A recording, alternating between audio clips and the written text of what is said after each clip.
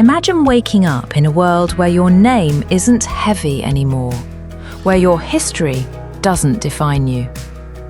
You shake hands, introduce yourself, and no one suspects you used to be afraid to speak. This is not a fantasy. This is the psychological power of an alter ego, a phenomenon that shaped poets, warriors, scientists, and possibly the next version of you. Today we'll unravel a difficult claim. The alter ego functions as a mechanism of psychological and existential self-overcoming in response to cultural fragmentation. But before we enter theory, consider this. Dante didn't merely write Inferno. He created a version of himself capable of walking through hell. Now ask yourself, which part of you could walk through your personal hell? Because if it exists, that part is already your alter ego. Everyone carries more than one life inside them. One that we live, and one that could have been lived. The second one rarely speaks. Sometimes it watches silently. Sometimes it dreams. But sometimes it knocks. What if this silent voice was not weakness, but potential? What if the version of you that seems too confident, too brave, too capable was not a fantasy, but a mechanism of survival? Modern psychology faces a paradox. People are more connected than ever, but identity is fragmented stronger than at any time in history. Our culture gives us dozens of roles, yet provides no clear center. The crisis of self is not an illness. It's a consequence of acceleration. This investigation begins with one question. Can the alter ego become not just a mask, but a path, a method of transformation? Today, we will follow this hypothesis. The alter ego functions as a mechanism of psychological and existential self-overcoming in response to cultural fragmentation. We will travel across centuries, from Dante to David Bowie, from Jung to Maslow, from behavioral psychology to existential meaning. At the end, you will know one thing. If you don't discover your alter ego, the world will create one for you. We start 700 years ago, in Florence. A man loses his political home, is exiled, ruined, and yet he writes one of the most powerful visions of hell in human history, the Divine Comedy. But what he truly creates is a version of himself who could walk through fire. The pilgrim Dante is not the poet Dante. The pilgrim is his alter ego. We see this pattern. Ancient shamans had ritual personas. Greek actors wore masks. Persona, the word that later shaped psychology. Knights used heraldry to construct symbolic identities. Medieval mystics created spiritual alter egos through confessions. Warriors in Japan assumed names of spirits and legends before battle. History does not just record alter egos.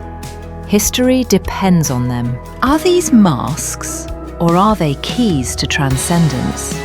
Some say that was myth. Yet in modern times, superheroes, avatars, online identities, they all repeat the same function. When the world becomes too heavy for the ordinary self, a second self emerges to carry its weight. Erik Erikson introduced the idea of identity crises as a natural milestone of development. Carl Jung noticed the persona and the shadow, roles we play and impulses we hide. Viktor Frankl believed meaning is the only real cure for pain. Maslow argued, our highest needs emerge when basic ones are satisfied. Transcendence follows survival. But there is a trap. What if the world does not allow transcendence? What if your identity collapses before it even matures? That's cultural fragmentation. When no stable role is given, people create their own. And that's where the alter ego emerges. Not as illusion, but as compensation. Erikson would say it restores identity. Jung would add it integrates the shadow. Skinner would see it as a shift in behaviour. Cialdini would show how social influence shapes possible selves. Fritz Perls would argue it resolves unfinished patterns through Gestalt completion. All theories point to the same direction. When the self breaks, another self is born.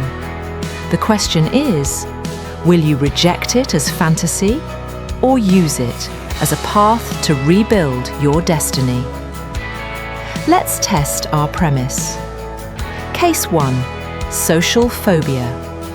A young lecturer, shaking before every speech, invents a character, the confident professor. He dresses differently, prepares like an actor, and teaches through that persona. Gradually, neurons adapt. After 2 years, he no longer needs the persona. He becomes it. Case 2. Trauma. A war veteran cannot speak of what he saw. Psychologist helps create a narrative alter ego. The observer. He writes diaries from this perspective, not as himself, but as the one who can look at pain. Slowly, the trauma becomes structured memory, not terror. Case 3. Athlete. Imposter syndrome blocks performance. Action. Invent internal coach persona, stable voice of certainty. Self-talk changes physiology. Heart rate lowers, focus increases. Statistical improvement over 2 months, 17% increase in performance. Pattern. Alter ego equals bridge between current and possible self. It's not fake, it's potential spatialized. Key idea. Normal identity says, I must do this. Alter ego says, this version of me can do this, let it act. And that tiny shift transforms the neurobiology of action. Is this self-deception? Yes, but no more than any fiction that changes the human heart. Cultures survive through stories. Why should our identity be excluded from this ancient law? Now, the deeper layer, philosophy. Existentialists say, man is not, he becomes. Identity is not a mirror, but a leap of choice. Jung says, without the shadow, there is no wholeness. Kierkegaard, the self is a relation relating to itself. Nietzsche, become who you are by inventing how to live.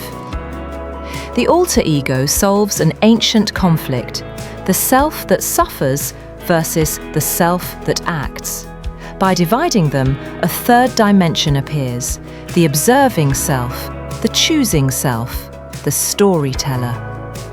Thus, alter ego is not escape, it's evolution. Not denial, but reconfiguration. Not lie, but architecture. Neurobiology supports a strange finding. The brain is willing to believe in an alter ego if it reduces stress and creates structure. Mirror neurons imitate behavior. Narratives shape hormonal response.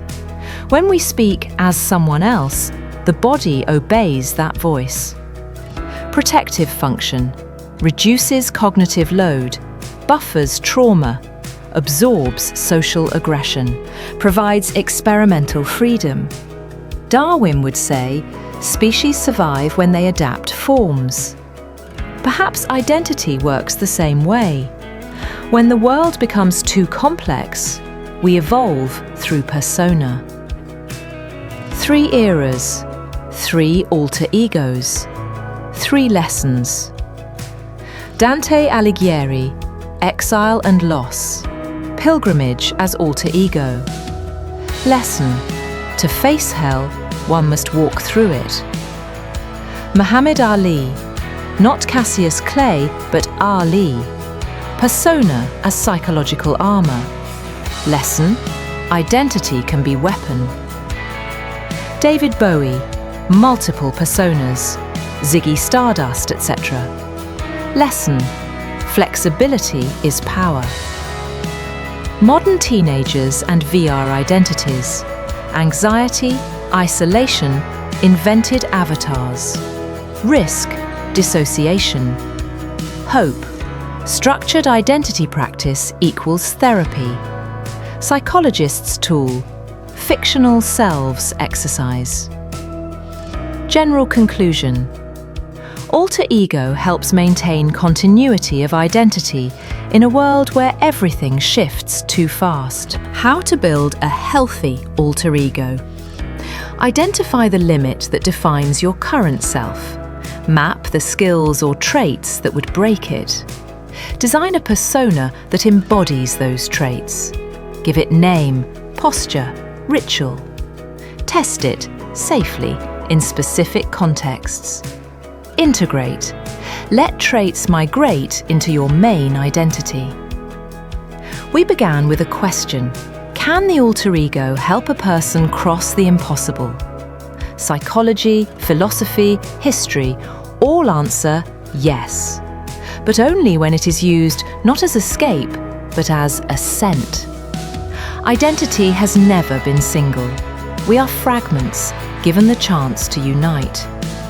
No one walks through their hell alone, and sometimes the version of you who can walk through it is already waiting, not as illusion, but as potential. So ask yourself, if your life was a story, which version of you is ready to turn the page? If you don't find your alter ego, the world will create one for you, and then it may not be yours anymore.